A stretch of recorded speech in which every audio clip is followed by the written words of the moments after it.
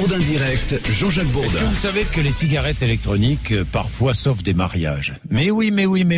Les vendeurs accueillent des hommes ou des femmes qui arrivent en disant il faut que j'arrête de fumer absolument, ma femme ou mon mari ne supporte plus l'odeur de la cigarette. François Bourdillon, bonjour. Bonjour. Président de la commission de prévention du Haut Conseil de santé publique. Et Brice Lepoutre est aussi avec nous, président de l'association indépendante des utilisateurs de cigarettes électroniques. Bonjour. Bonjour. Bien, alors, la cigarette électronique, d'abord, d'après ce que vous savez, elle sera, c'est ce que nous avait dit Marisol Touraine ici même, hein. Elle était venue me voir à 8h35 début avril, je crois, ou le 30 avril. Elle nous avait dit que la cigarette électronique allait être interdite dans les lieux publics. On regarde ou on réécoute ce qu'elle disait ou pas? Est-ce qu'on a le son? Non, bon, on l'a pas. Mais ça va être interdit dans les lieux publics, François Bourdillon? Je ne sais pas. En tout cas, le Haut Conseil n'a pas été jusque-là parce qu'elle a préféré dire qu'il fallait interdire la publicité de la cigarette électronique plutôt que l'interdiction dans les lieux publics, en sachant que aujourd'hui, dans les universités, Lyon, Marseille, Paris, qui a été la première, Paris 6, la SNCF, Air France ont pris des arrêtés d'interdiction dans les lieux publics. C'est bien de prendre ce genre d'arrêté. Vous y êtes favorable, vous, François Bourdillon? Oui, j'y suis favorable parce que derrière, c'est le processus de renormalisation de la cigarette, que c'est cigarette électronique et du tabac, et que les 3/4 aujourd'hui des marchands d'e-cigarettes sont rachetés par l'industrie du tabac. Et qu'il y a un processus de renormalisation fort du tabac à travers les e-cigarettes. Oui, Brice Lepoutre. Les 3/4 des vendeurs de cigarettes électroniques sont rachetés par l'industrie du tabac. Je ne sais pas où est-ce que vous avez eu ces chiffres, mais aujourd'hui en France, aucune marque de cigarette électronique ne fait partie et ne fait alliance avec l'industrie du tabac. Je ne sais pas trop où vous avez ces chiffres. Quant à l'interdiction dans les lieux publics, on la sent venir depuis longtemps. C'est une catastrophe parce que c'est faire donner l'image à l'opinion publique que la cigarette électronique est autant nocive que le tabac. On vous remet parmi les fumeurs parce que vous êtes autant dangereux que les fumeurs, alors que la cigarette électronique, aujourd'hui, il y a quasiment plus de 150 études qui ont été menées sur la cigarette électronique, n'a pas de danger qui mériterait ce statut-là. Le vapotage passif n'existe pas.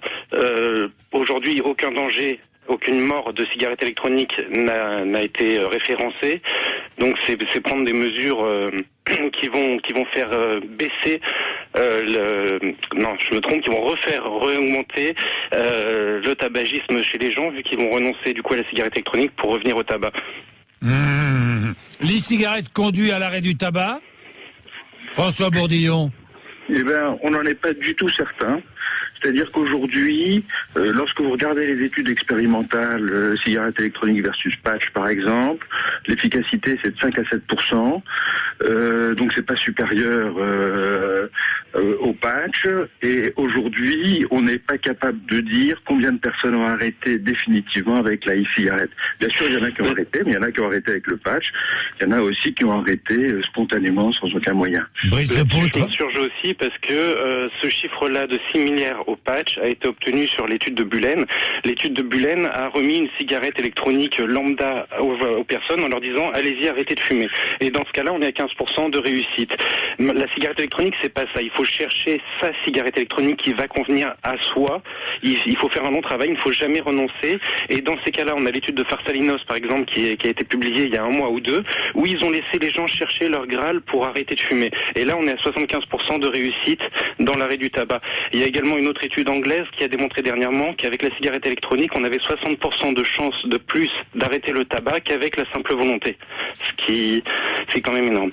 Oui, vous êtes d'accord, François Bourdillon? Non, je suis pas du tout convaincu par ces arguments.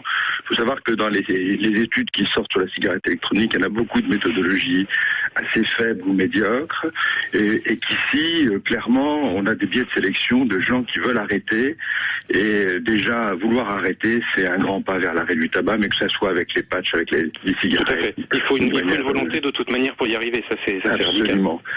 Voilà, donc, on n'est pas convaincu. Alors, vous n'êtes pas convaincu par la cigarette électronique, François Bourdillon. Enfin, vous l'encouragez ou pas? Alors on est très nuancé. Et notre avis du Haut Conseil de la Santé publique, il est en population générale. C'est-à-dire qu'on a regardé 3 populations. La population des fumeurs. Et on s'est dit, si la cigarette électronique est un moyen d'arrêter le tabac, qui est quand même le produit le plus toxique qui est vendu sur la Terre, c'est une bonne chose. Et on l'encourage en termes de réduction des risques. Si c'est pour que les gens deviennent vapofumeurs, c'est-à-dire utilisent la cigarette et utilisent la cigarette électronique, on a probablement un double risque. Et le risque du tabac, il faut savoir que la durée d'exposition est 5 fois plus importante. Et puis, dernier point qui est quand même le plus important, c'est une voie d'entrée probable dans le tabagisme pour les jeunes avec une réelle toxicité. Parce que aussi, je m'insurge, parce que les dernières études de Paris sans tabac ont démontré, Bertrand Zonberg l'a dit lui-même au RESPAD, grâce à la dernière étude de Paris sans tabac, ils ont trouvé que la cigarette électronique était une anti-passerelle vers le tabac. Il faut savoir que le marketing du tabac est très très bien fait. On va vous faire fumer du tabac le plus jeune possible, parce que le plus jeune possible, vous devenez le plus accro possible. Avec la cigarette électronique, ils arrivent à faire reculer l'âge de la première cigarette de tabac. Donc le jeune sera moins accro. Et aujourd'hui, on est aussi face à une grosse difficulté par rapport à ça. On a des retours de jeunes fumeurs au collège, au lycée, qui vous disent « Je suis embêté parce que je voudrais arrêter, mais le vendeur de cigarettes électroniques ne veut pas me vendre parce que c'est interdit. Par contre, au bureau de tabac, j'ai aucun problème pour aller me chercher un paquet de clopes. » Ça, c'est pas faux. Bien, merci à tous les deux. François Bourdillon, Brice Lepoutre, vous poursuivez ce débat évidemment sur RMC, 3216 rmc.fr. Dans un instant, je vais revenir sur ce généreux donateur. Il a gagné 70 millions d'euros au loto. Il en donne 50 à des associations. Il est 8h18.